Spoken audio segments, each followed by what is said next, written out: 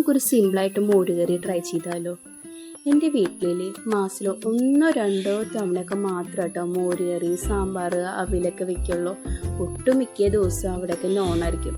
എൻ്റെ വീട് ഒരു ക്രിസ്ത്യൻ ഏരിയയിലാട്ടോ. പിന്നെ ഹിന്ദുസാന്ന് പറഞ്ഞിട്ട് കാര്യമില്ല. പിന്നെ ആഴ്ചയിൽ 1-2 ദിവസമൊക്കെ മാത്രം ഞങ്ങൾ അമ്പലത്തിൽ പോകും.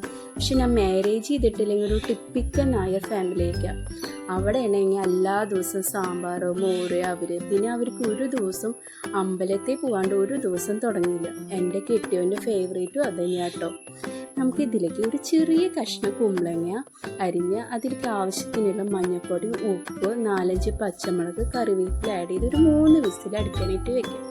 ആ നേരം കൊണ്ട് നമുക്കൊരു അരപ്പ് തയ്യാറാക്കാം. അരമുറി നാളികേരത്തിൽ ഒരു നുള്ള് ജീരകം, 3-4 മണി കുരുമുളക്, അതേപോലെ 4 പച്ചമുളകും ആഡ് ചെയ്തിട്ട് നല്ല തൈരിൽ വേണത് അരച്ചെടുക്കാം.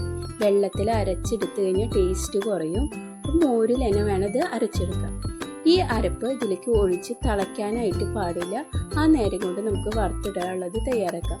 ഒരു ടീസ്പൂണ് കടുക്, 3-4 മുളക്, അതേപോലെ ഉലുവയും ചേർത്ത് വേപ്പില ചേർത്ത് ഇതിലേക്ക് വറുത്തിട്ട് കഴിഞ്ഞാൽ നമ്മുടെ മോരുകറി തയ്യാറാട്ടോ.